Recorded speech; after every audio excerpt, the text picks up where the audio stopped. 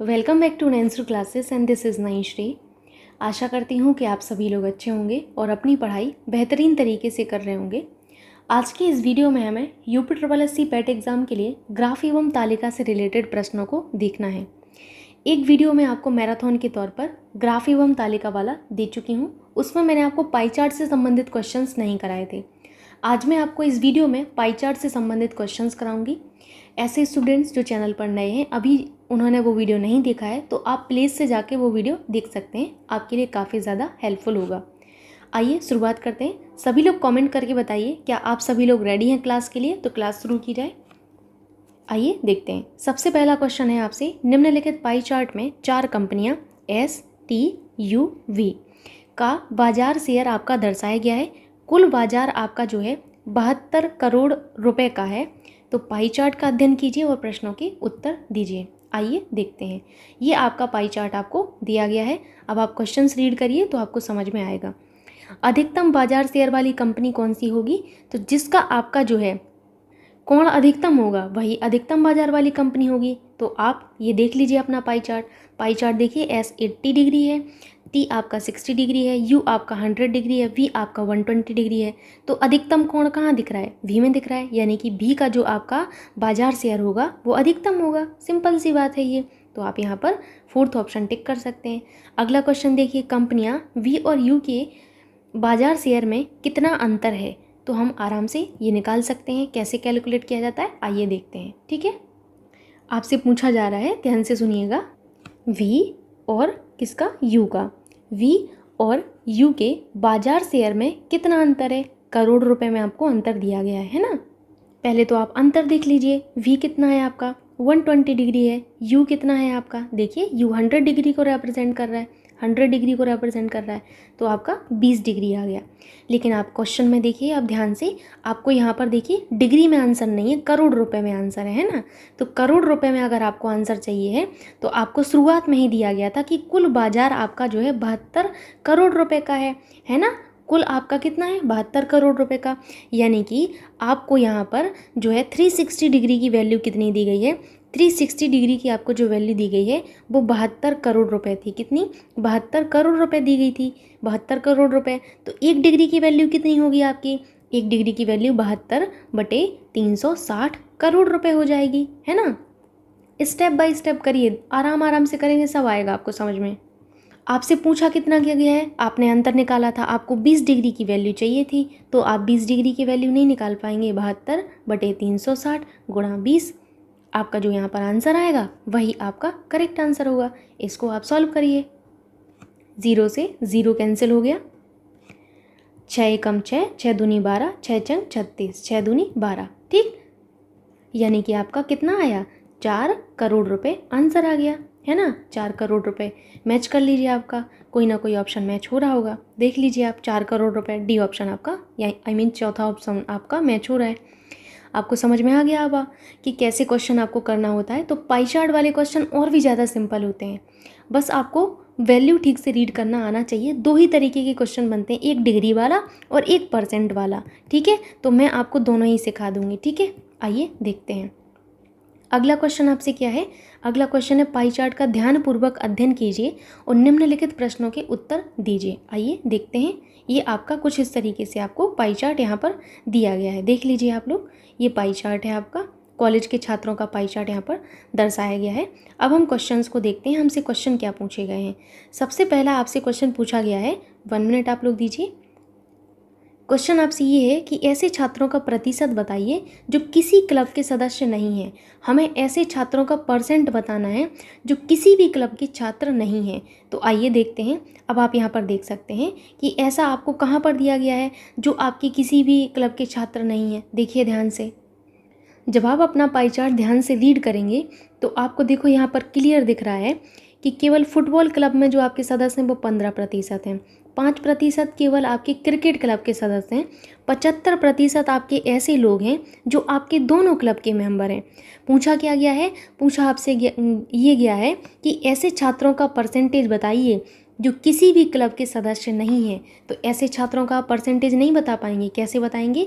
तो पहले तो ये देख लीजिए कि आपके कितने प्रतिशत छात्र ऐसे हैं जो किसी ना किसी क्लब का आपका हिस्सा हैं। तो आप कहेंगे 75% आपके दोनों का है, 15% आपके फुटबॉल का है, 5% आपके किसका है, 5% आपके क्रिकेट का है। जोड़ लीजिए इनको, 15 और 5 कितना होता है आपका 80, 90, 95, 95 आ गया।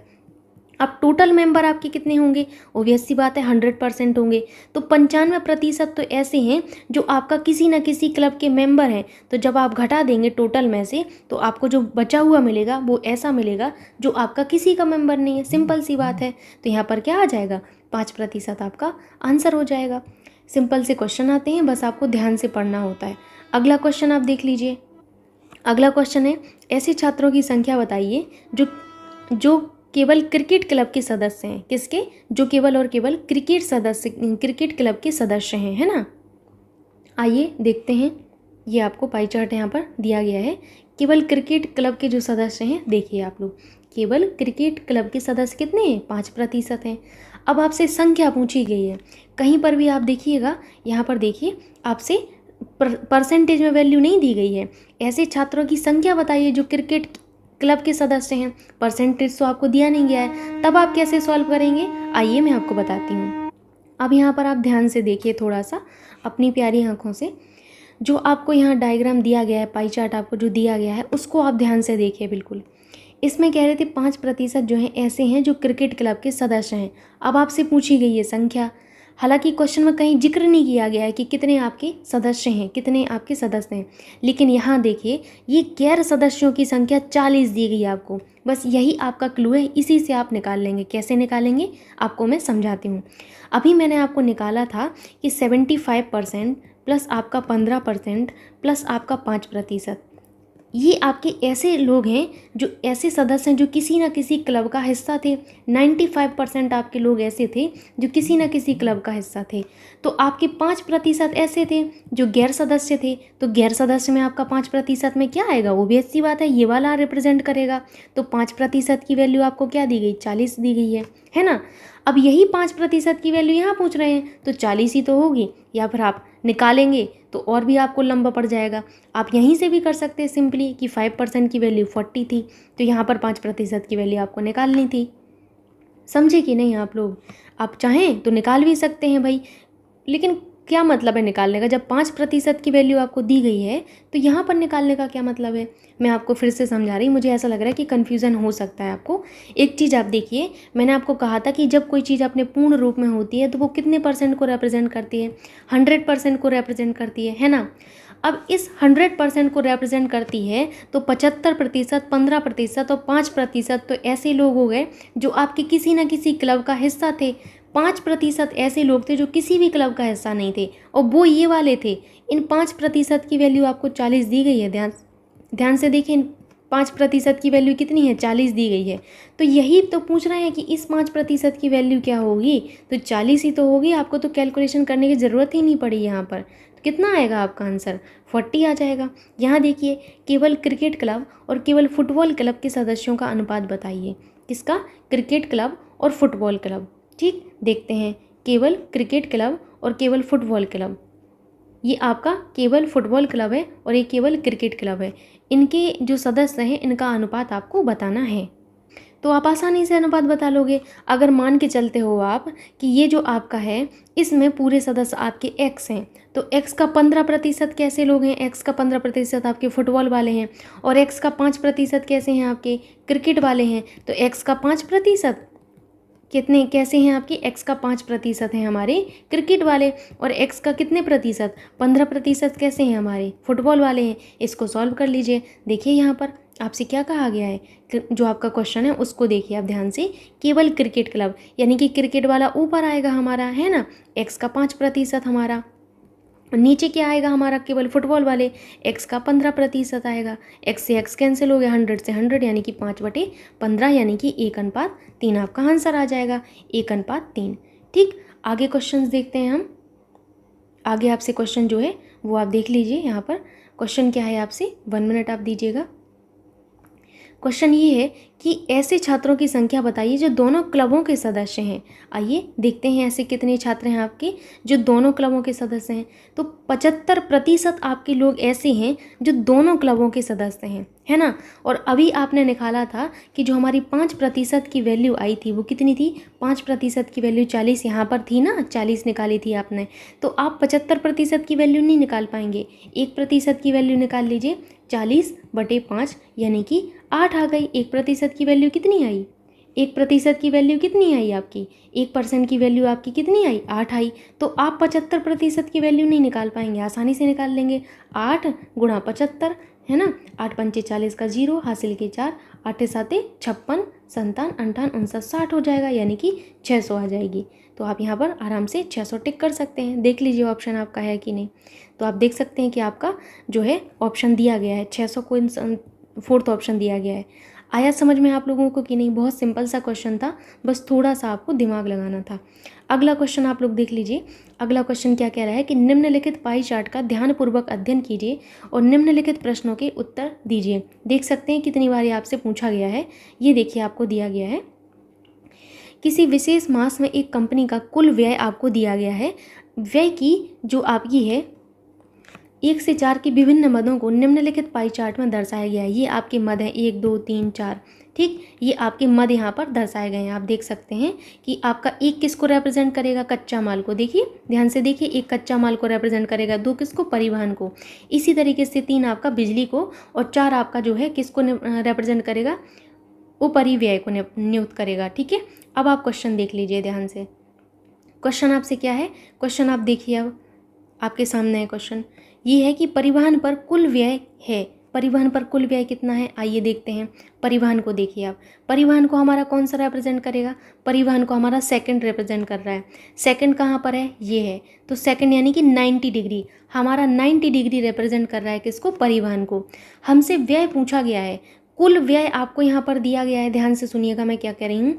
मैं कह रही हूँ कि कुल व्यय आपको दिया गया है, ये वाला। तो कुल व्यय आपको जब दिया गया है तो आपको जो है यहाँ पर वैल्यू किसकी निकालनी है, केवल और केवल परिवहन की निकालनी है। तो मैंने आपको समझाया था कि जब कभी भी पाई चार्ट में कुल दिया रहता है तो उस कुल का मतलब क्या है।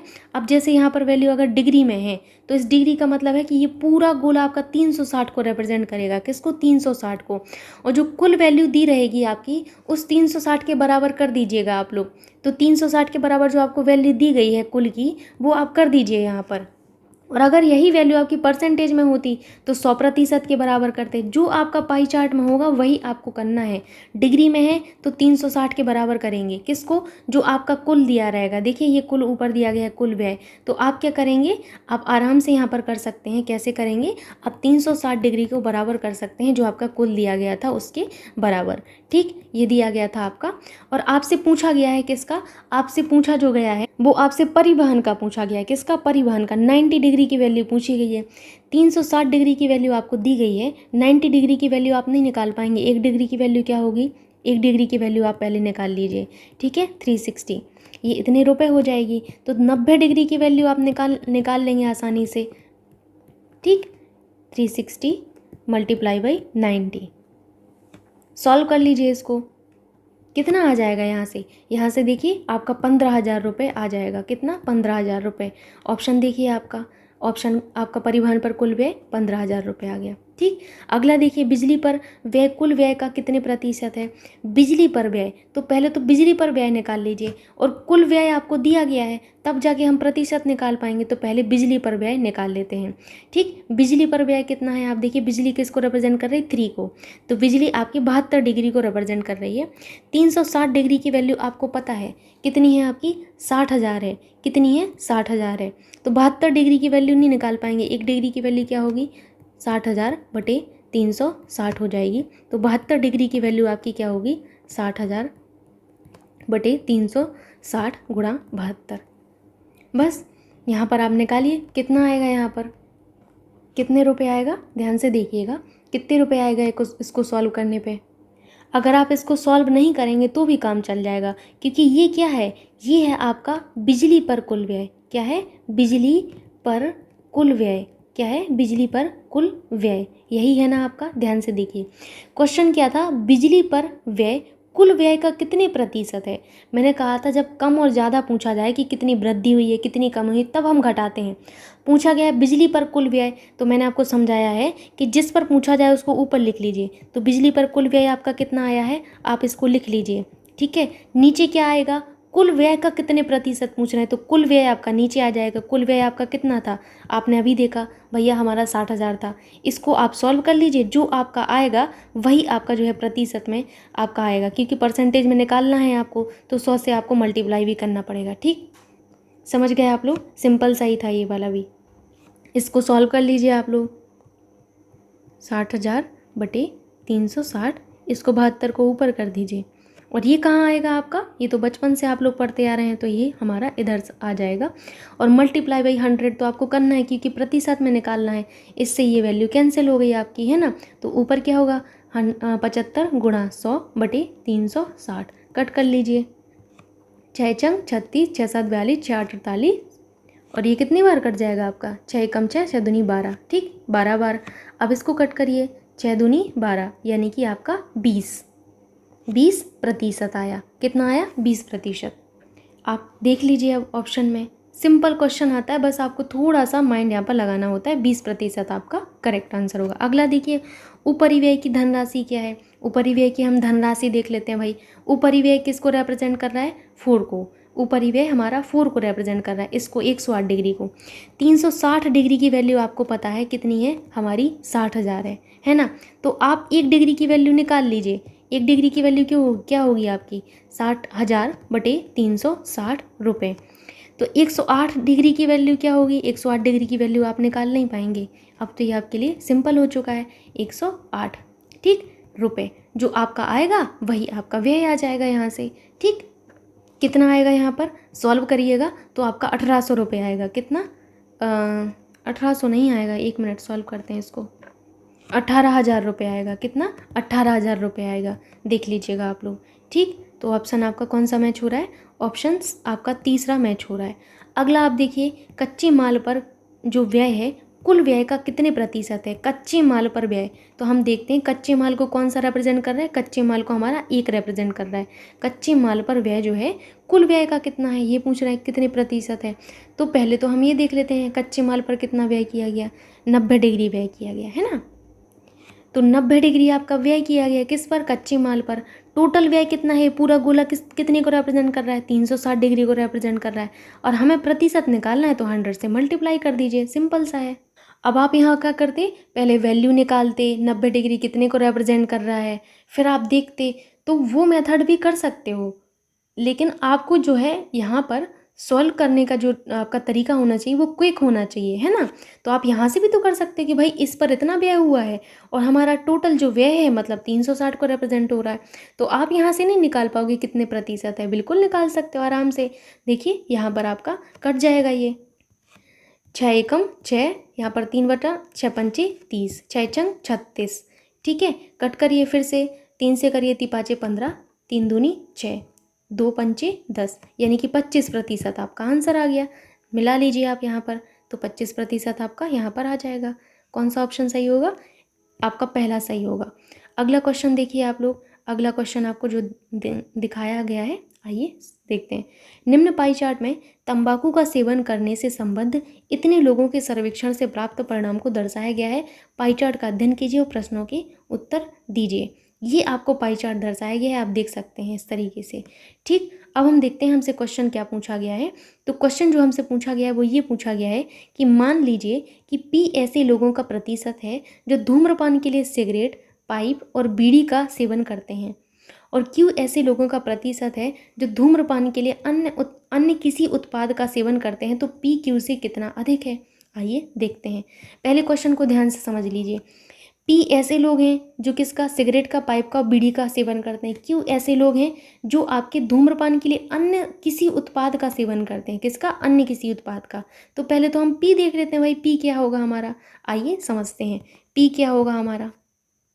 देखिए P कितना है आपका, P कह रहे थे आपसे सिगरेट, पाइप और बीड़ी का। किसका, सिगरेट का, पाइप का और बीड़ी का। तो जोड़ लीजिए इनको, 180 degree plus 36 degree, 36 degree plus आपका 90 डिग्री, यही ना, 180 डिग्री 36 डिग्री 90 डिग्री, तो 306 आ जाएगा यहाँ पर।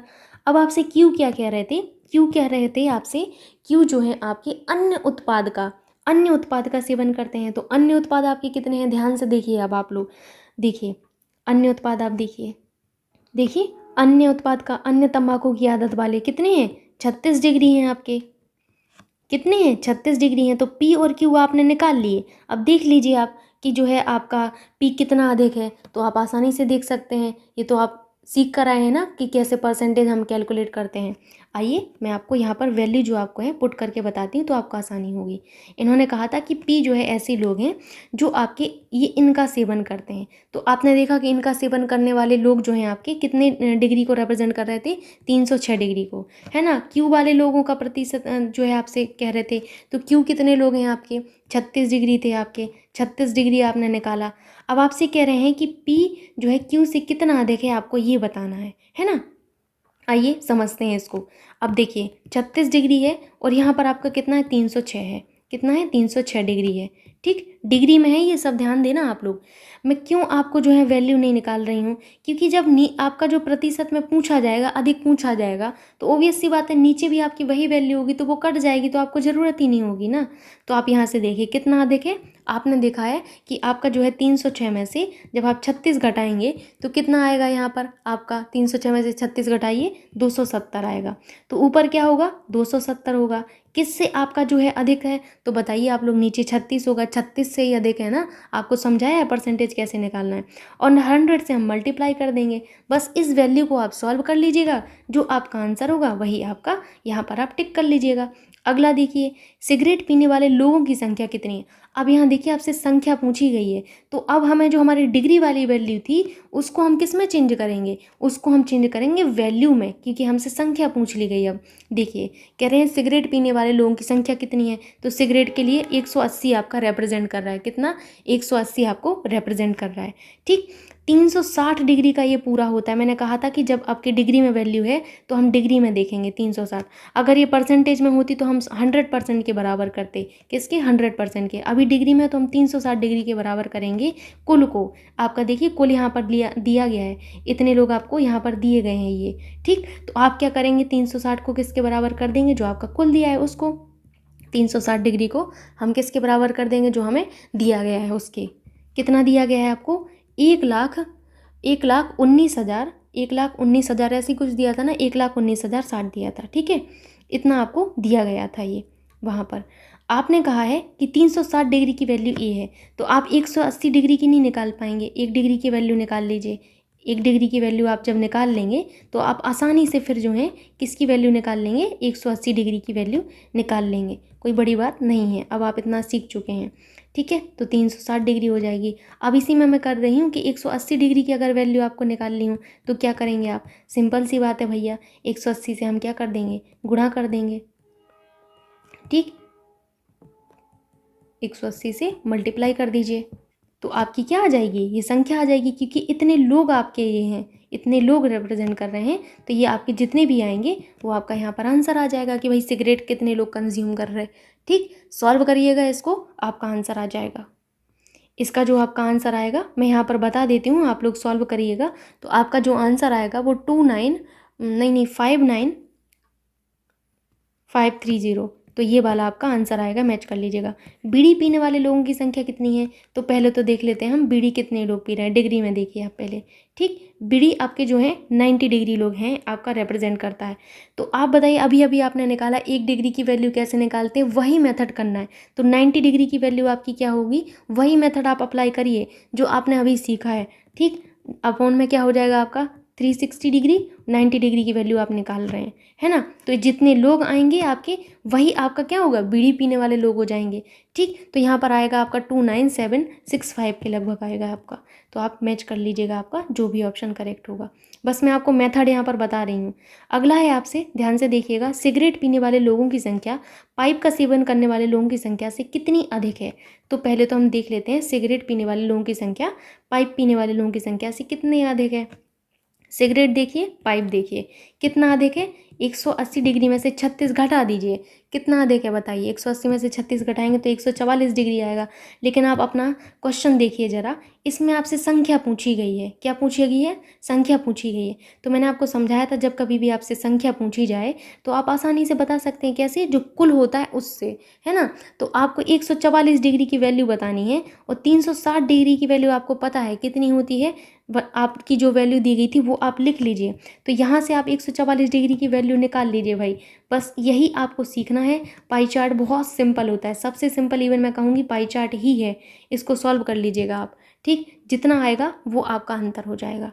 पहले ही अंतर निकाल लीजिएगा। ऐसा नहीं कि पहले आप देख रहे हैं कि भाई इधर पे आप देखेंगे, पहले क्या देखेंगे, मुझे पता है आप क्या करेंगे। सिगरेट पीने वाले लोग निकालेंगे, फिर पाइप पीने वाले लोग निकालेंगे, फिर आप इनको देखेंगे कि भाई कितना अधिक है। ऐसे नहीं करना, पहले ही देख लीजिए कितना डिग्री अधिक है और उस डिग्री की वैल्यू निकाल लीजिए, ख़त्म कहानी, ठीक। अगला क्वेश्चन देख लीजिए आप लोग।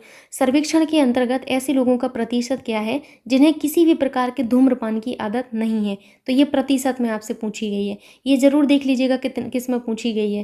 कह रहे हैं कि सर्वेक्षण के अनुसार बिना धूम्रपान करने वाले लोग बहुत ही कम हैं। देख लीजिए आप लोग, ठीक। तो इन्हीं में हम लोग भी आते हैं। अब आप लोगों का पता नहीं, ठीक। तो 18 डिग्री लोग ऐसे हैं जो आपके धूम्रपान नहीं करते हैं, है ना। तो अब कितने प्रतिशत होगा ये बताइए। एक चीज़ बताइए, ध्यान से समझिएगा इस चीज़ को। मैंने आपको समझाया था ये पूरा गोला है, डिग्री में वैल्यू है तो ये कितनी है, 360 के बराबर है। परसेंटेज में अगर मैं कहूँ तो कितने के बराबर है, आप कहेंगे कि मैम 100% के बराबर है। यानी कि यहाँ से आपको एक क्लू निकला कि ये 360 डिग्री 100% को रिप्रेजेंट कर रहा है भैया, है ना। तो एक डिग्री कितने को रिप्रेजेंट करेगा, 100/360, 100/360 डिग्री परसेंट। तो 18 डिग्री की वैल्यू आप नहीं निकाल पाएंगे। कितना सिंपल हो गया आपके लिए, थोड़ा सा दिमाग लगाना है बस, और स्मार्ट बनिए आप लोग तो आसानी से ये सब चीज़ें सॉल्व हो जाएंगी। कोई बड़ी बात नहीं है, सिंपल सिंपल से क्वेश्चन आते हैं परीक्षा में। 5% आपका आंसर आ जाएगा, ठीक। यहाँ पर टिक कर लीजिए आप अपना 5% आंसर, ठीक है। 5% हो जाएगा। अगला क्वेश्चन आप देखिए यहाँ पर। अगला क्वेश्चन आपसे क्या कह रहा है, निम्नलिखित पाई चार्ट में एक दिन में एक छात्र के विभिन्न विषयों के अध्ययन समय को दर्शाया गया है। पाई चार्ट का अध्ययन कीजिए और प्रश्नों का उत्तर दीजिए। बिल्कुल हम उत्तर देते हैं भाई। ये आपको पाई चार्ट यहाँ पर दर्शाया गया है कुछ इस तरीके से, आप देख सकते हैं, ठीक है। अब यहाँ पर हम क्वेश्चंस देखते हैं कि क्वेश्चन हमसे क्या कह रहे हैं। क्वेश्चन हमसे पहला है कि इतिहास और रसायन का अध्ययन करने में 4 घंटे 30 मिनट का समय लगा, तो छात्र ने भौतिकी की पढ़ाई कितने समय में की। तो इसे सिंपल सा क्वेश्चन हो गया अब आपके लिए यार। आप देखिए, ये देखिए, ये अपना चार्ट देख लीजिए पहले आप। क्वेश्चन क्या कह रहा है, इतिहास और रसायन का अध्ययन करने में 4 घंटे, किसका, इतिहास का और रसायन का अध्ययन करने में। इतिहास कहाँ है भैया, इतिहास ये है। तो इतिहास का अध्ययन करने में कितना, 15% की वैल्यू दी है। और रसायन का अध्ययन करने में, यानी कि इतिहास और रसायन का अध्ययन करने में इतिहास प्लस आपका रसायन, इतिहास प्लस रसायन आपको क्या दिया गया है, कितने घंटे दिया गया है। ध्यान से पढ़िए, क्वेश्चन में आपको दिया गया है 4 घंटा 30 मिनट। कितना, 4 घंटा 30 मिनट आपको दिया गया है ना। तो इतिहास की वैल्यू कितनी दी गई है, 15% दी गई है आपको प्रतिशत में। रसायन कितना दिया गया है, 15% दिया गया है। यहाँ पर आपको क्या है, 4 घंटा 30 मिनट यहाँ पर दिया गया है। पूछ क्या रहा है आपसे, पूछ ये रहा है कि छात्र ने भौतिकी की पढ़ाई कितने समय में की, किसकी, भौतिकी की। तो आप एक बात बताइए, आपको यहाँ पर 30% की वैल्यू कितनी दी गई है, 4 घंटा 30 मिनट। तो आप 20% की वैल्यू आर्ट्स में नहीं निकाल पाएंगे, बिल्कुल निकाल सकते हैं। यही कॉन्सेप्ट आपको लगाना है हर जगह, ठीक। कैसे दिमाग लगाना है कि आप 1% की निकाल लीजिए तो 20% की भी निकाल लेंगे आप। पहले तो आप इसको जो है घंटे में चेंज कर लीजिए। घंटे में चेंज करेंगे तो कैसे आ जाएगा, इस तरीके से आ जाएगा भैया घंटे में, तो यही होगा आपका। तो इसको सॉल्व करिए, 4 दूनी 8 और 1 9/2 घंटा हो जाएगा। यानी कि 30% हमारा रिप्रेजेंट कर रहा है इतने घंटे को, तो 1% आपका कितने को रिप्रेजेंट करेगा, 9/2 गुणा 30 को रिप्रेजेंट करेगा, है ना। सिंपल सी बात है ये तो आपसे 20% की वैल्यू पूछी गई है भाई, आप 20% ना बता पाओगे। 20% की वैल्यू क्या होगी आपकी, गुणा 20 कर दीजिए, सॉल्व कर लीजिए। 0 से 0 कैंसिल, 3 त्रिका 9 हो जाएगा, 2 से 2 कैंसिल, यहाँ से तो 3 घंटा ही आ गया आपका आंसर। अब देख लीजिए कौन सा ऑप्शन आपका मैच हो रहा है। 3 घंटे आपका आंसर आया है, तो डी चौथा ऑप्शन आपका मैच हो रहा है। सिंपल सिंपल से क्वेश्चन रहेंगे, बस आपको पेशेंस के साथ रीड करना है। अगला है, यदि छात्र ने रसायन की पढ़ाई में 3 घंटे की तो उसने भूगोल की पढ़ाई कितने समय में की। आइए भाई रसायन को देख लेते हैं ज़रा। रसायन की पढ़ाई उसने कितने घंटे में की? 3 घंटे में। 15% की वैल्यू 3 घंटा दी है आपको। कितनी दी है? 3 घंटा दी है। कह रहे हैं आपसे, किसकी पूछ रहे थे? भूगोल की पूछ रहे थे ना। एक बार मैं चेक कर लेती हूँ। आपसे भूगोल का पूछा गया है। 10% की वैल्यू आपसे पूछी गई। कितना सिंपल सा क्वेश्चन हो गया भाई कि 15% की वैल्यू दी है, 10 का वैल्यू आपको निकालना है, तो 15% की दी है, तो इससे आप 1% की वैल्यू निकाल लीजिए। कितनी होगी? 3/15 हो जाएगी। 10% की वैल्यू क्या होगी? 3/15 गुणा 10। 5 तिया 15, 5 दूनी 10, 3 से 3 कैंसिल, यानी कि 2 आर। तो 2 आर्स आपका आंसर आ गया। आप मैच कर लीजिए और 2 आर्स ही आपका करेक्ट होगा। दूसरा ऑप्शन आपका बिल्कुल सही है। ठीक, अगला क्वेश्चन आप रीड कर लीजिए। अगला क्वेश्चन आपसे क्या है? अगला क्वेश्चन है, यदि छात्र ने एक दिन में 10 घंटे पढ़ाई की तो उसने गणित की पढ़ाई कितने समय में की?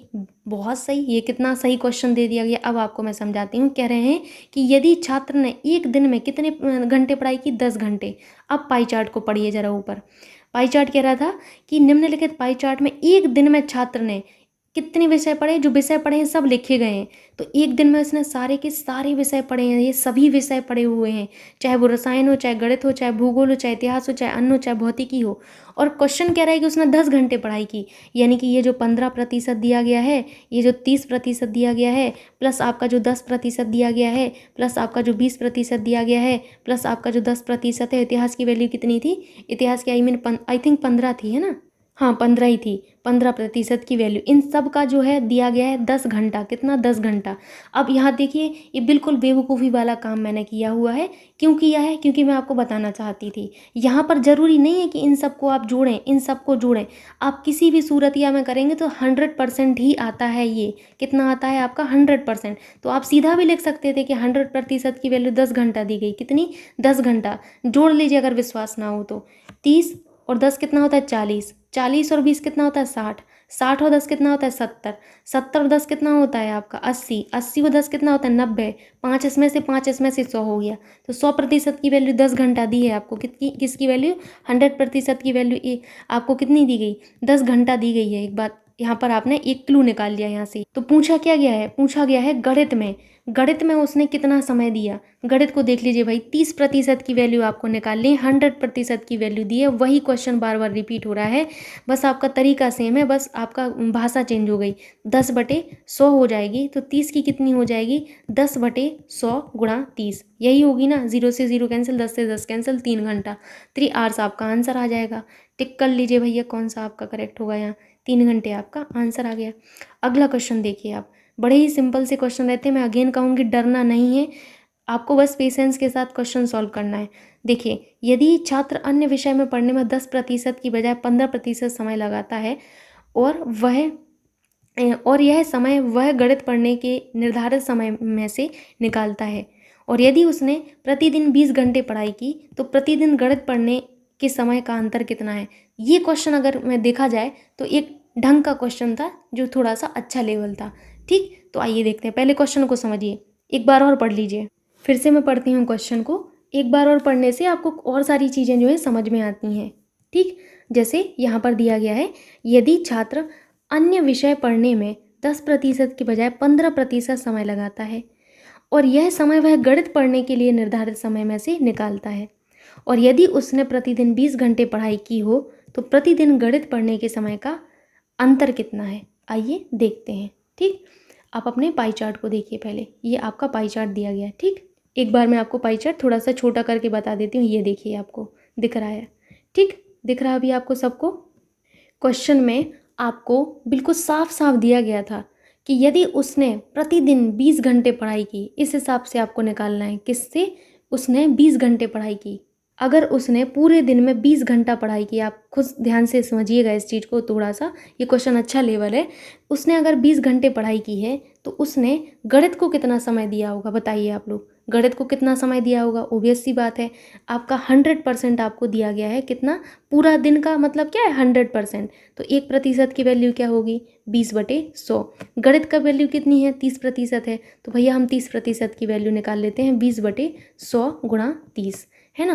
तो यहाँ से क्या आ जाएगा आपका? 20 पंचे 100, 5 से काटिए, 5 छक्का 30, यानी कि यहाँ पर 6 घंटे आ गया। यानी कि उसको गणित पढ़ने के लिए वो कितने घंटे देता है? 6 घंटे भी देता है। पूरे दिन वो 20 घंटे अगर पढ़ता है, बाप रे बाप, तो वो 6 घंटे किसको देता है? गणित को दे रहा है। ध्यान से आपने ये निकाल लिया यहाँ पर कि टोटल तो वो 20 घंटा पढ़ रहा है एक पूरे दिन में, और 6 घंटा वो क्या पढ़ रहा है, गणित पढ़ रहा है भैया, है ना। फिर कह रहे थे अन्य विषय पढ़ने में लगा समय, अन्य में देखिए 10% जो है वो समय देता है, तो आप घंटे में निकाल लीजिए कि भाई घंटे में कितना वो पढ़ रहा है, ये तो प्रतिशत में दिया है, तो हम ये निकाल लेते हैं कि अन्य विषय पढ़ने में उसको लगा समय, कितना समय लगेगा, 100% की वैल्यू दी है, तो 10% की वैल्यू क्या होगी आपकी, 10/100 गुणा 20 हो जाएगी, ठीक। तो 2 घंटे होगा, यानी कि अन्य विषय पढ़ने में वो 2 घंटे देता है ना। अब क्वेश्चन क्या था, पढ़िए, मैं फिर से पढ़ रही। क्वेश्चन था कि यदि छात्र अन्य विषय पढ़ने में 10% के बजाय 15% समय लगाता है, कितना, 15%, यानी कि ये 10 था, अब वो 15 लगा रहा, कितना लगा रहा है, 15 लगा रहा है, तो 15% की वैल्यू हम निकाल लेंगे। 15% की वैल्यू क्या होगी बताइए आप लोग, 100% की वैल्यू हमें दी है, तो 1% की वैल्यू क्या होगी, 20/100 होगी, 15 की निकालनी तो 15 से मल्टीप्लाई कर दीजिए, सिंपल सी बात है, 20×5 100, है ना, 5 दिया 15, यानी कि अब वो 3 घंटे दे रहा, 3 घंटे दे रहा है। 15% का मतलब क्या है, अब वो 3 घंटे दे रहा है, यानी कि उसने 1 घंटे ज़्यादा पढ़ा अन्य विषय। क्वेश्चन क्या पूछ रहा था, आ गया ना आपका आंसर। वो कह रहा था क्वेश्चन कि यदि अन्य विषय पढ़ने में 10% के बजाय 15% का समय लगता है, तो वह समय वह गणित पढ़ने में निर्धारित समय से निकालता है, किससे, गणित पढ़ने में निर्धारित समय से निकालता है। यदि उसने 20 घंटे पढ़ाई की है तो प्रतिदिन गणित पढ़ने के समय का अंतर कितना है। अब आप अंतर देख लीजिए कि कितना है। गणित पढ़ने में सामान्य समय कितना लग रहा था, ध्यान से देखिएगा और ध्यान से सुनिएगा। यहाँ पर देखिए, पहले गणित पढ़ने में समय उसको 6 घंटे लग रहे थे, कितने लग रहे थे गणित पढ़ने में उसको घंटे, 6 घंटे लग रहे थे। कहा क्या जा रहा है कि यदि वो जो है अपना विद्यार्थी जो है अन्य विषय पढ़ने में 10% के बजाय 15% का समय लेता है, यानी कि 3 घंटे का समय लेता है, और यह समय वह गणित के निर्धारित समय में से निकालता है। गणित का जो निर्धारित समय है इसमें से वो अब निकाल रहा, किस में से, गणित के निर्धारित समय में से निकाल रहा है, यानी कि 3 घंटे उसने किस में से निकाले, गणित में से निकाले, है ना। तो उसने जो है 20 घंटे प्रतिदिन पढ़ाई की, तो प्रतिदिन गणित पढ़ने के समय का अंतर कितना है, तो कितना अंतर आएगा, 1 घंटे का अंतर आएगा। देख लीजिए आप लोग, उसने जो समय निकाला है कहाँ से निकाला है, गणित में से निकाला है ना। तो गणित में से उसने 3 घंटा निकाला है, कितने घंटे, 3 घंटे का समय निकाला है, तो 3 बचा, 3 में से ये 2 घंटे लग रहा, तो 1 घंटे का आपका यहाँ आ जाएगा समय। देख लीजिए कहाँ था, ये वाला था, है ना। कौन सा ऑप्शन सही होगा, तीसरा, ठीक। ये थोड़ा सा अच्छा क्वेश्चन था, आप ध्यान से देखेंगे तब ये समझ में आएगा, और ये क्वेश्चन मुझे अभी तक का लगा है ऐसा कि जो ठीक था थोड़ा सा। अगला क्वेश्चन आप देखिए, अगला क्वेश्चन कह रहे हैं कि नीचे दिए गए पाई चार्ट का अध्ययन कीजिए और निम्नांकित प्रश्नों के जो है उत्तर दीजिए। आइए देखते हैं, ये आपको कुछ पाई चार्ट यहाँ पर दिया गया है ये, ठीक। अब यहाँ पर आपसे क्या कह रहे हैं, यहाँ पर कह रहे हैं यदि विविध प्रभार आपका जो है 6,000 रुपये है, तो विज्ञापन प्रभार क्या होगा। तो विविध प्रभार आपको क्या दिया गया है, आपको दिया गया है 6,000, विविध प्रभार आपको दिया गया है कितना, 6,000। तो विविध प्रभार देख लीजिए भाई, कहाँ है विविध प्रभार, मुझे तो दिख नहीं रहा, हाँ ये दिख रहा है 4%, ये देखिए आपको 4% दिख रहा है। विविध प्रभार आपको कितना दिया गया है, 6,000 रुपये दिया गया है, यानी कि 4% की वैल्यू कितनी है आपकी, 6,000 रुपये है ना, 6,000 रुपये है।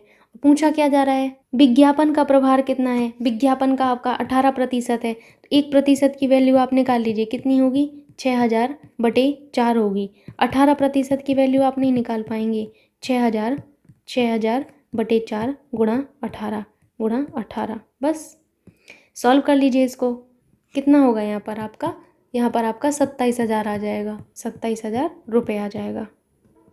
आइए मैच करते हैं, कौन सा ऑप्शन सही हो रहा है आपका, कौन सा ऑप्शन सही हो रहा है, 27,000 दूसरा। अगला देखिए आप लोग, अगला भी क्वेश्चन अच्छा है ये वाला, ऐसा भी क्वेश्चन आता है परीक्षा में। छपाई प्रभार का केंद्रीय कोण विज्ञापन प्रभार के केंद्रीय कोण से x अधिक है, तो x का मान क्या है, देखते हैं। यहाँ पर देखिए आपसे अब परसेंटेज में वैल्यू दी गई है, कोण की बात कर रहे हैं, है ना। किसकी वैल्यू दी गई है, परसेंटेज की वैल्यू दी गई, कोण की बात कर रहे हैं। ध्यान से समझिएगा, बहुत अच्छा क्वेश्चन है ये वाला भी। मैंने अभी आपको समझाया था कि 100% आपका किसके बराबर है, 360 डिग्री के बराबर है ना। 360 डिग्री के बराबर है कि नहीं, आप लोग खुद बताइए।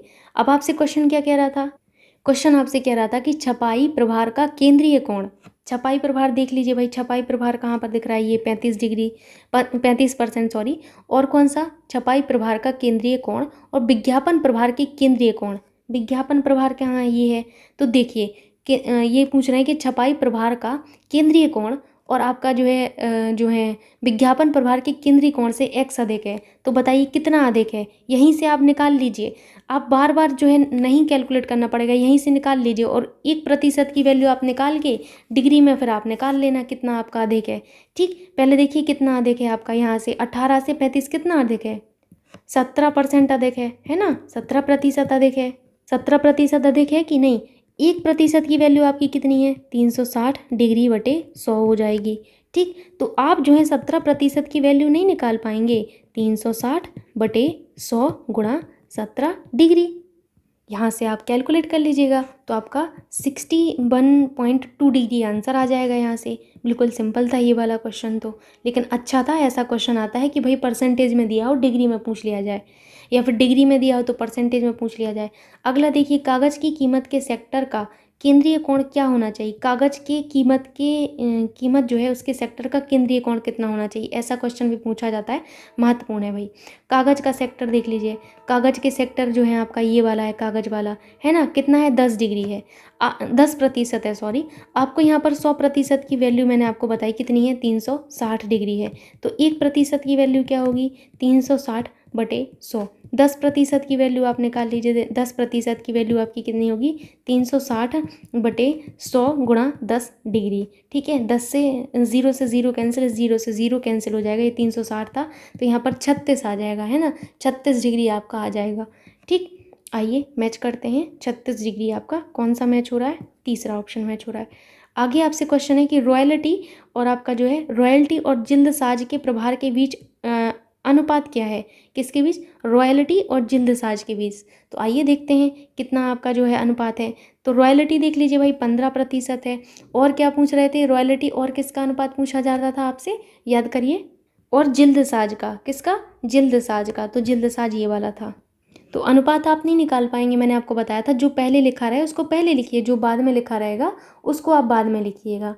ठीक है, तो बाद में आपका क्या लिखा हुआ है, 18, मतलब जो क्वेश्चन में बाद में लिखा है मैं उस का बात कर रही हूँ, 5:6 आ जाएगा आपका।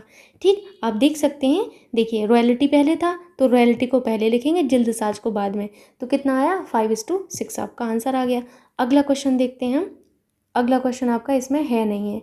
ठीक, अब यहाँ पर आपके 89 से जो क्वेश्चन है हम इस पाई चार्ट से सॉल्व करने वाले हैं, आइए देखते हैं। ठीक, क्वेश्चन है, यहाँ दिए गए पाई चार्ट में वर्ष 2010, 11, 12, 13 में सोने की कीमत दर्शाई गई है। चार्ट का अध्ययन कीजिए और निम्नलिखित प्रश्नों के उत्तर दीजिए। ये आपको यहाँ पर चार्ट दिया गया है, आप देख सकते हैं। ठीक, अगला जो हमसे पहला क्वेश्चन है इसमें चार्ट में, वो देखते हैं। क्वेश्चन है कि यदि वर्ष 2013 में सोने की कीमत इतनी रुपये प्रति 10 ग्राम है, तो वर्ष 2011 में प्रति 10 ग्राम सोने की कीमत बताइए। बता लेंगे, बिल्कुल बता लेंगे भाई। देखिए आप ध्यान से देखिएगा, जो आपको वैल्यू दी गई है आपको वो देखनी होती है। ठीक, आपसे कह रहे थे 2013 में सोने की कीमत दी गई है, किसमें, 2013 में सोने की कीमत आपको दी गई है। तो 2013 में 135 डिग्री आपका रिप्रेजेंट कर रहा है, यानी कि 135 डिग्री हमारा किसके बराबर होगा, जो कीमत हमें दी गई है उसके बराबर आप कर दीजिए, सिंपल सी बात है। कितनी कीमत हमें बता रहे हैं, 2013 में सोने की कीमत कितनी, 31,500, 31,500।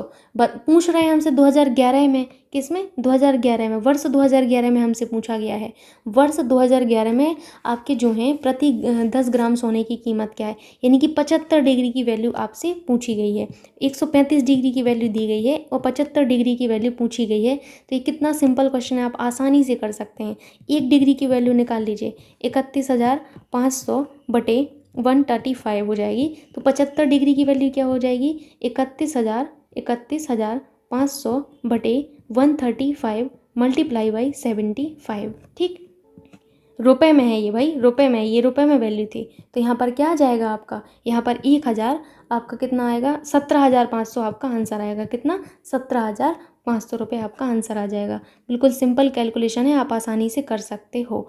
ठीक, मैच कर लीजिएगा आप। अगला क्वेश्चन आप देखिए। अगला क्वेश्चन है, वर्ष 2010 और 2013 में सोने की कीमतों का अनुपात बताइए। तो हम देखते हैं कितना है। वर्ष 2010 में देख लीजिए, वर्ष 2010 में कौन सा है, वर्ष 2010, वर्ष 2010 हमारा 45 डिग्री है वर्ष 2010 में। और किस में पूछ रहे हैं, वर्ष 2013 में, तो वर्ष 2013 में 135 है, तो 45 अनुपात 135 कर लीजिए। जो आपका आंसर आएगा वही आप मैच कर लीजिएगा अपना, बस आपको कॉन्सेप्ट सीखना है। ठीक, ये वाला क्वेश्चन था। अगला क्वेश्चन आप देख लीजिए। अगला क्वेश्चन आपसे है कि वर्ष 2011 की अपेक्षा वर्ष 2013 में सोने की कीमत में कितनी प्रतिशत वृद्धि हुई। ये क्वेश्चन अच्छा है, ये आपको समझना है, क्योंकि मैं नहीं चाहती कि आपकी तरफ से कोई भी क्वेश्चन ऐसा हो जो छूटे। आप उस चीज़ को समझिए कि क्वेश्चन क्या पूछा जा रहा है, तो आपको कैसे अप्रोच करना है।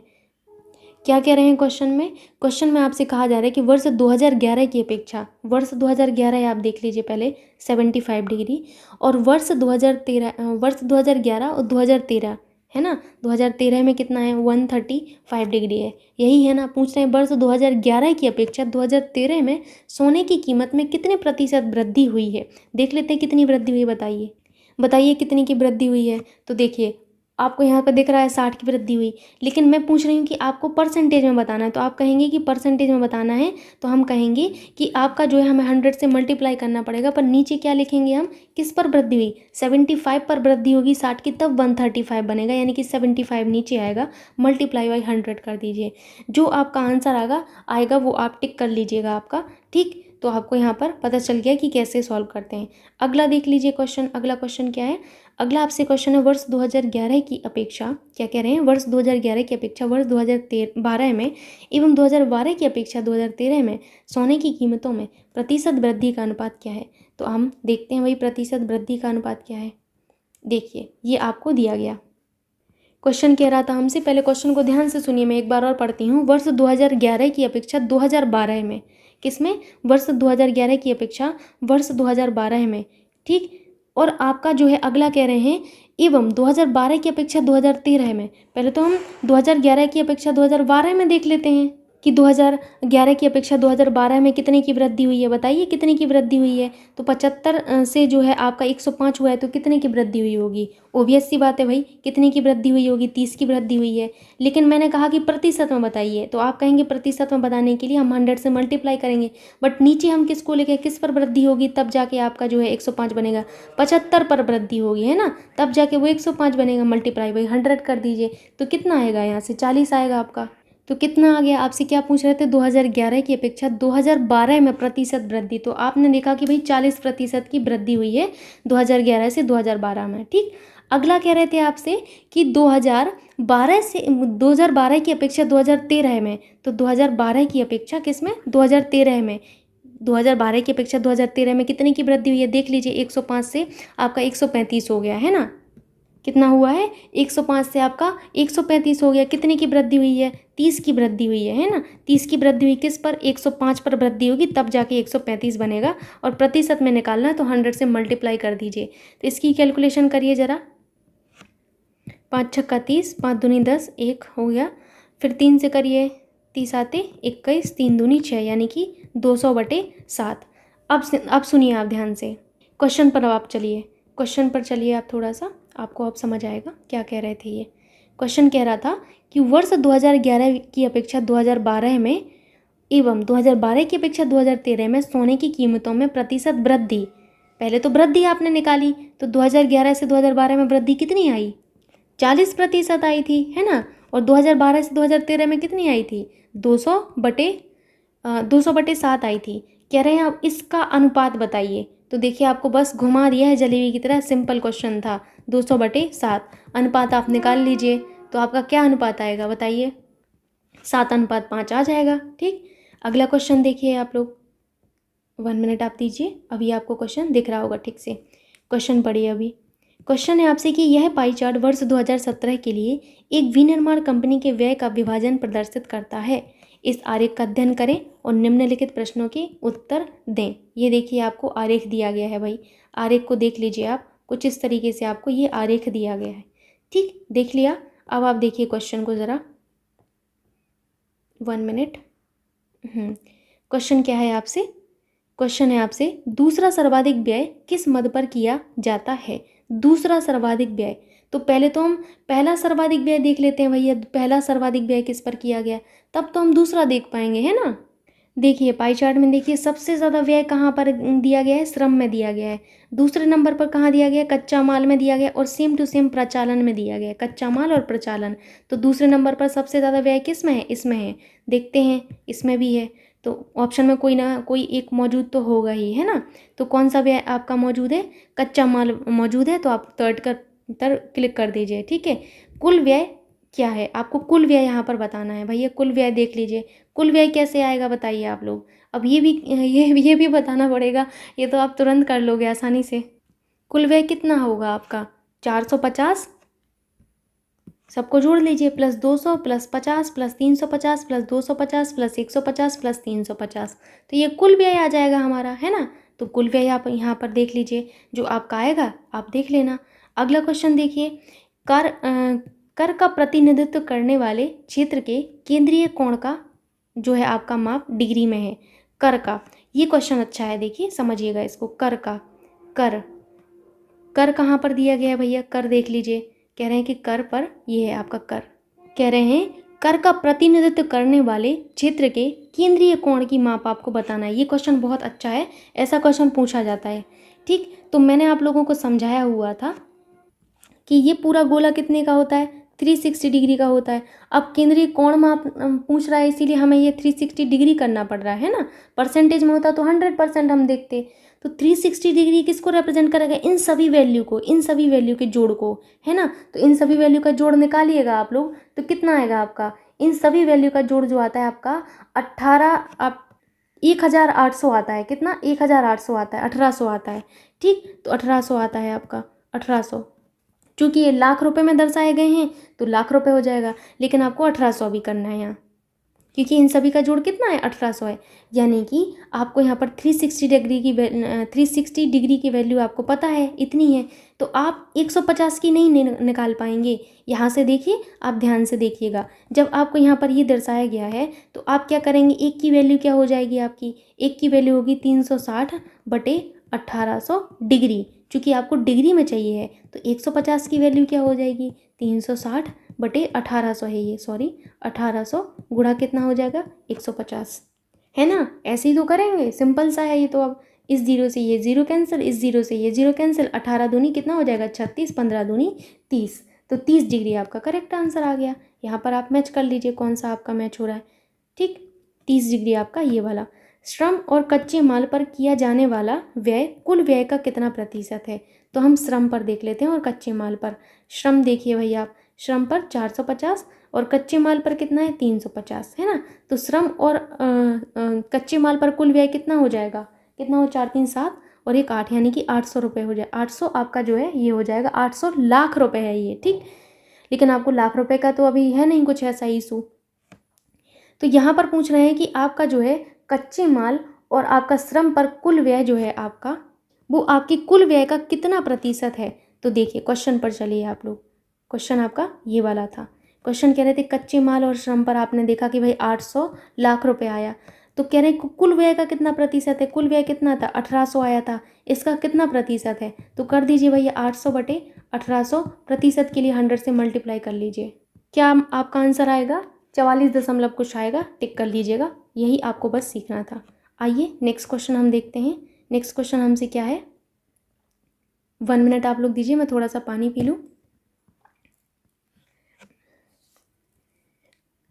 क्वेश्चन है आपसे कि दिए गए वृत्त आरेख में एक कंपनी ने विभिन्न कार्यालयों ABCD एवं E में कार्य करने वाले कर्मचारियों की संख्या का विवरण ब्रेकअप दर्शाया गया है, और पाई चार्ट का अध्ययन कीजिए, दिए गए प्रश्नों का उत्तर दीजिए। आइए देते हैं भैया, उत्तर देते हैं।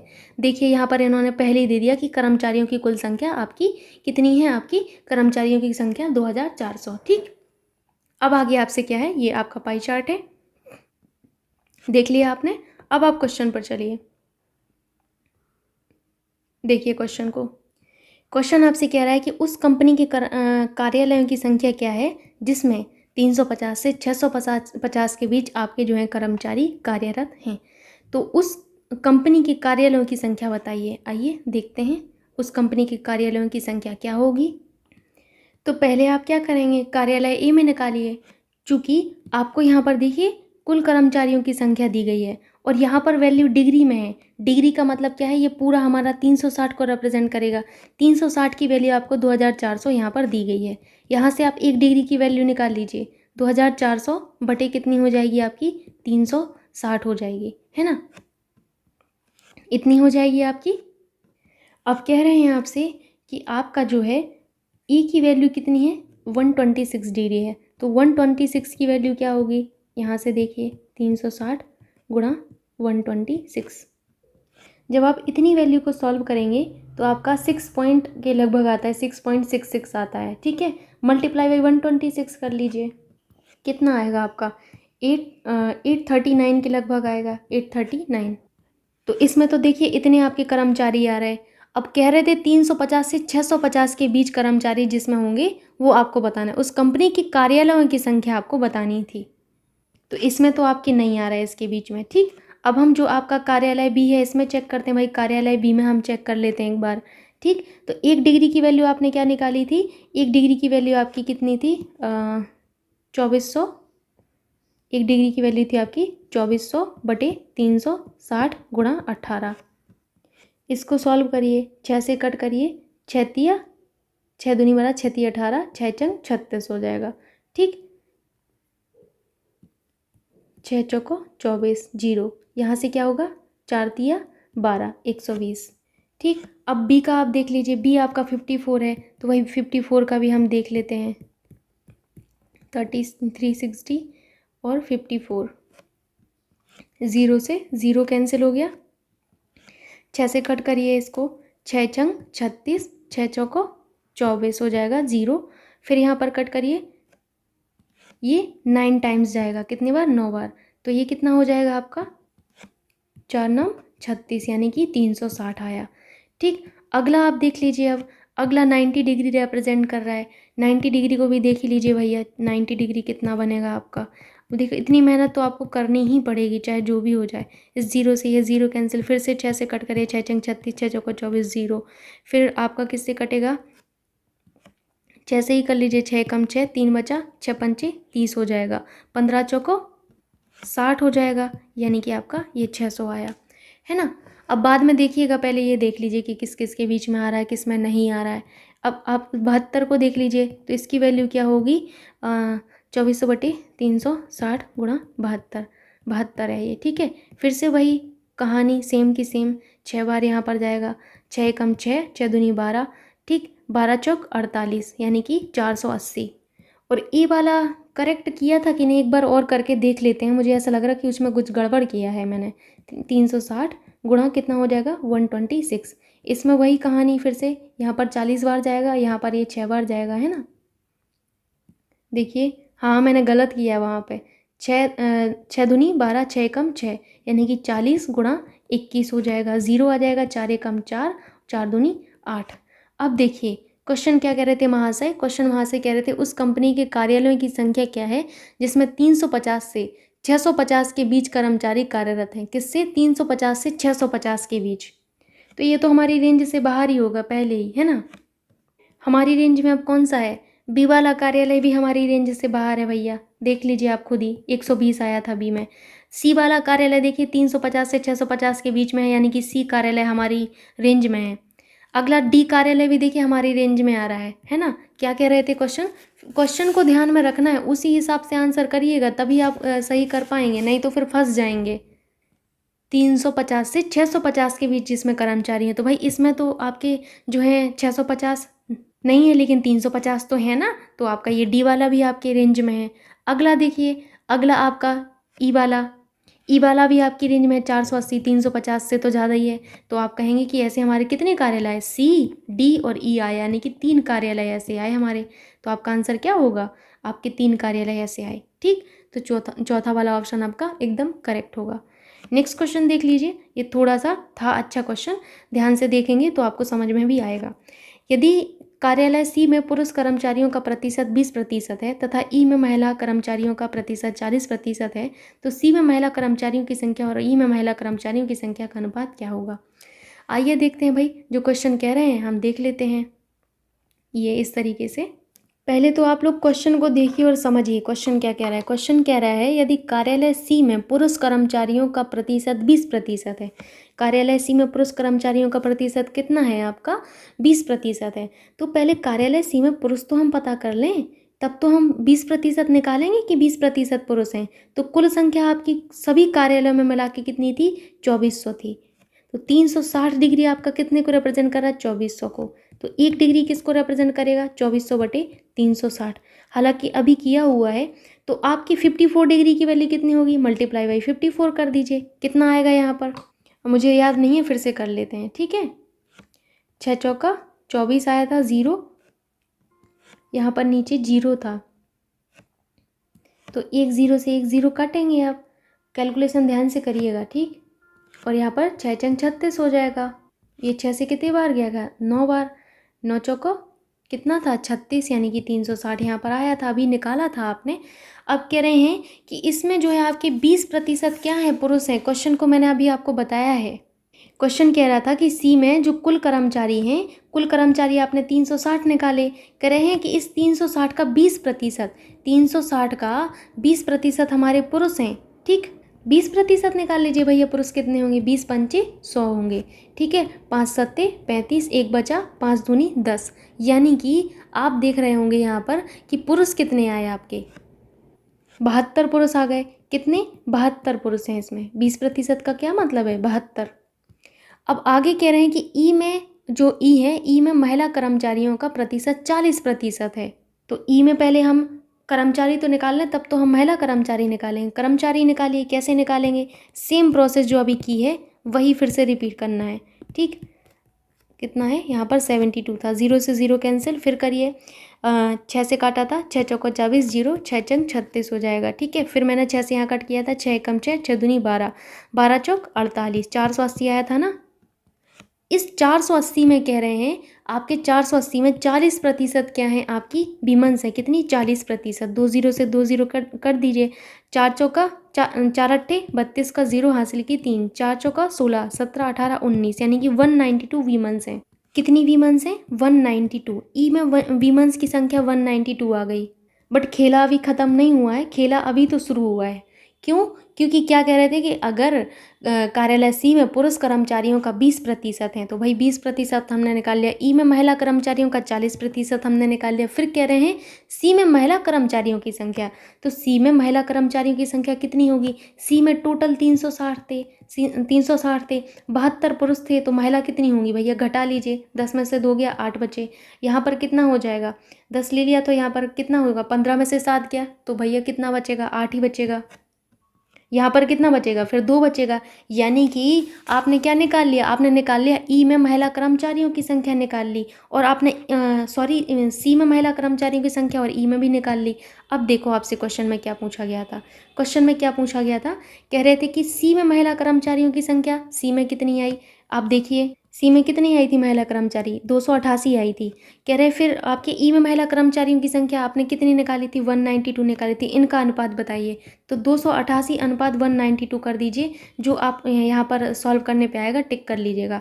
समझ तो गए ही होंगे, थोड़ा सा इसमें कैलकुलेशन थी, बट ऐसे ही क्वेश्चन आते हैं परीक्षा में, ठीक। अगला क्वेश्चन है, यदि कार्यालय ए के कर्मचारियों की संख्या के 40% को कार्यालय बी और ई के बराबर की संख्या में स्थानांतरित कर दिया जाता है, तो बी और सी में कर्मचारियों की संख्या का कितना अंतर है?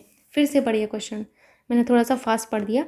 यदि कार्यालय ए के कर्मचारियों की कुल संख्या के 40% को कार्यालय बी और ई में बराबर की संख्या में स्थानांतरित कर दिया जाता है, तो बी और सी में जो है कर्मचारियों की संख्या का अंतर आपको बताना है। तो आइए देखते हैं, ई में कर्मचारी देखते हैं और 40% तब निकाल पाएंगे। तो ई में कर्मचारी देख लेते हैं भैया, कितना था? 2400 अपॉन में 360 था, और यहाँ पर कितना था? 126 था। तो यहाँ पर आपने कितना निकाला था? 840 आपका आया था, है ना, शुरुआत में ही आया था। कह रहे हैं 840 का 40%, 840 का 40% निकाल लिए। 2 0 से 2 0 कैंसिल, 4 चौका 16 की 6 हासिल का 1, 8 चौका 32 और 1 33, यानी कि 336 आ गया यहाँ पर, है यही आएगा ना।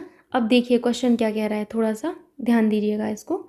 कह रहे हैं कि कार्यालय ए के कर्मचारियों की संख्या के 40%, अभी तो इतना सही निकला है, 40% निकाला है हमने। कितना निकाला है हमने? 40%, 336 आया है। और कार्यालय बी, इन 336 को कार्यालय बी और ई में बराबर की संख्या में स्थानांतरित कर दिया जाता है। किसमें? बी में और ई में। किसमें? बी में और ई में स्थानांतरित कर दिया जाता है। तो पहले बी और ई में हम संख्या तो देख लें, तब तो हम इन्हें स्थानांतरित करेंगे। किसमें? बी में। और किसमें कह रहे थे? बी में और आपकी बी में और ई में। ठीक, बी और ई। ये आपका बी है और ये आपका ई है।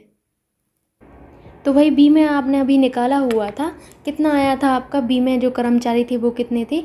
2400 अपॉन नीचे कितना था? 360 मल्टीप्लाई बाई 18 होगा। ठीक, तो आपने 120 यहाँ पर निकाले थे। और इसका कितना निकाला था मैं तो भूल ही गई अभी। यहाँ पर कितना आएगा एक बार देख ही लेते हैं, मोटा मोटा तो याद आ जाएगा थोड़ा सा। 72 डिग्री था, तो यहाँ पर आपके कुल कितने कर्मचारी आए थे? याद करिए, 480 आए थे, है ना? 480 याद आया आप लोगों को? 480 आए थे। अब कह रहे हैं कि यदि आपके ए के कर्मचारियों की संख्या के 40% को बी में और ई में बराबर संख्या में स्थानांतरित किया जाता है, तो आपका जो 336 था, इसको बराबर संख्या में स्थानांतरित करने का मतलब है बराबर। इसमें बराबर का मतलब है आधा आधा। तो कट कर लीजिए भैया, देख लीजिए, 2 एकम 2 हो जाएगा, एक बचा यहाँ पर, 2 छक्के 12, फिर यहाँ पर कितना हो जाएगा? 2 आठे 16, 168 होगा। यानी कि 168 इसमें भेज दिया गया और 168 इसमें भेज दिया गया। किसमें? इसमें 168 भेज दिया गया, तो कितना होगा? 8 हो जाएगा। 6 और 2 कितना हो जाएगा? यहाँ पर 8 हो जाएगा, और ये 288 हो गया। यानी कि अब आपकी बी में कितने हो गए? 288। ई में कितने हो गए? इतने हो गए। अब क्वेश्चन में पूछ क्या रहे थे? क्वेश्चन में पूछ रहे थे बी और सी में कर्मचारियों की संख्या में अंतर बताइए, बी में और सी में। तो बी में तो इतने हैं भैया, सी में आपके कितने आए थे कर्मचारी? सी में कर्मचारी आपके कितने आए हुए थे? एक बार देखते हैं, ठीक है, सी में कितने कर्मचारी आए थे। इसमें बस यही होता है, अगर आप लिखे रहेंगे तो आपको पता होगा। इसीलिए आप जो भी कैलकुलेशन करिएगा पेपर में, होश और हवास में करिएगा थोड़ा सा, ठीक है। तो यहाँ पर आपका कितना आया था? 360 आया था। अंतर आप कर लीजिए भैया, 360 में से आप घटा लीजिए, 288 को घटा लीजिए, कितना होगा? 10 में से 2 गया, 10 में से 8 गया, 2 बचेगा, ठीक है। यहाँ पर कितना हो जाएगा? 15 में से 8 घटाइए, 7 बचेगा। यानी कि अंतर कितना आया है? 72 आपका अंतर आ गया। 72 मैच हो जाए भगवान। चलिए, मैच हो रहा है, शुक्र करिए परमात्मा का। चलते हैं आगे भाई, बहुत कर लिया इन्होंने। आई थिंक ये लास्ट क्वेश्चन था, और ये मुझे क्वेश्चन थोड़ा सा अच्छा लगा था, इसीलिए मैंने यहाँ पर लिया है। हालांकि ये पाई चार्ट का नहीं है, बट मुझे अच्छा लगा तो मैंने इंक्लूड कर लिया। देखिए, निम्नलिखित वारंवारता बहुभुज का अध्ययन करें और प्रश्नों के उत्तर दें। निम्न रेखा ग्राफ में एक स्कूल में वर्ष 2008 से 2013 तक के वर्षों के उच्चतर माध्यमिक परीक्षा में उत्तीर्ण होने वाले विद्यार्थियों की संख्या दर्शाई गई है। देख लीजिए भैया, ये दर्शाई गई है इनके छात्रों की संख्या। क्वेश्चन को देख लेते हैं, क्वेश्चन क्या कह रहा है? कह रहा है कि 2008, 2009, 2012 में उत्तीर्ण होने वाले विद्यार्थियों की संख्या का औसत कितना है। कितना सिंपल क्वेश्चन है। मैंने क्यों शामिल किया? वैल्यू रीड करना सिखाने के लिए। देखते हैं कौन कौन से वर्ष में, 2008, 9 और 12। ठीक, 2008 को देख लीजिए, 2008 को देख लीजिए। 2008 में कितना है आपका? ये 110 है। और किस में कह रहे थे? 2009 में 138 है। और किस में कह रहे थे आपसे? और आपसे कह रहे थे 2012 में, है ना। तो आपने रीड कर ली वैल्यू आपकी कितनी आई, देख ली भाई कितनी आई। 2008 में कितनी आई आपकी? 110 थी। 2009 में कितनी आई? 138 आई। 2012 में कितनी आई? 156 आई।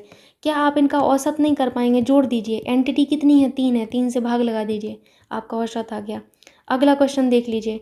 कह रहे हैं कि 2008 से 2011 तक उत्तीर्ण होने वाले विद्यार्थियों की प्रतिशतता में लगभग वृद्धि कितनी हुई है। तो ये आपको देखना था, बस इसी क्वेश्चन के लिए मैंने ये शामिल किया था। 2008 कौन से वर्ष से? 2008 से 2011 तक, 2008 से 2011 तक। तो भैया 2008 देख लीजिए, 2008 में कितनी है? 110 है। 2008 से 2000 किस तक पूछ रहे थे? 2011 तक पूछ रहे थे, 170 है। देख लीजिए आप ज़रा, कह रहे हैं 2008, तो आपने कहा 2008 में तो हमारी 110 थी, 2011 में कितनी थी? 170 तक। उत्तीर्ण होने वाले विद्यार्थियों की प्रतिशत मात्रा में वृद्धि कितनी हुई? 110 से 170 में कितनी वृद्धि हुई होगी? आप कहेंगे कि 60 की वृद्धि हुई। मैंने कहा परसेंटेज में पूछा है तो आप बताएंगे कि 100 से मल्टीप्लाई कर दीजिए। मैंने कहा नीचे क्या करेंगे तो आप कहेंगे नीचे हम वो लिखेंगे जिस पर वृद्धि हुई है। किस पर वृद्धि करेंगे? 60 की वृद्धि 110 पर होगी तब जाके 170 बनेगा, यानी कि 110 को नीचे लिखेंगे। यही मेथड आपको अप्लाई करना है। प्लीज़ रिक्वेस्ट है आप सभी से कि वैल्यू ठीक से रीड करना है एग्जाम में, बिकॉज अब आपका जो है ग्राफ का और तालिका का ये लास्ट वीडियो है। मुझे नहीं लगता कि अब इससे ज़्यादा वीडियो की ज़रूरत होगी भी। ऑलरेडी मैं इतने वीडियोस दे चुकी हूँ आप सबको, तो वही वीडियो बार बार पढ़िए आप लोग। अब क्वेश्चन ज़्यादा से ज़्यादा लगाइए आप, तो वो ज़्यादा बेनिफिशियल होगा। ठीक है, सॉल्व कर लीजिए इसको। तो कितना हो जाएगा यहाँ पर? 600/11 हो जाएगा। तो कितना आएगा 600/11 जब करेंगे तो कितना आएगा आपका? 54। पेन अभी काम नहीं कर रहा है, थोड़ा सा मैनेज करिएगा। 54.5। पेन भी थक जाता है लिखते लिखते सुबह से। तो आप यहाँ पर अपना आंसर मैच कर लीजिएगा, कौन सा हो रहा है? तीसरा ऑप्शन मैच हो रहा है। सो ये रहा आज आपका लास्ट। मैं कहूँगी अगर आप लोगों को फिर भी ज़रूरत पड़ती है ग्राफ और तालिका की तो I will try my best. और आप सभी से मेरी रिक्वेस्ट है कि प्लीज़ वीडियो को लाइक करना एंड शेयर करना ना भूलेगा। Thank you so much. बने रहिए नेक्स्ट क्लासेस पर। Thank you.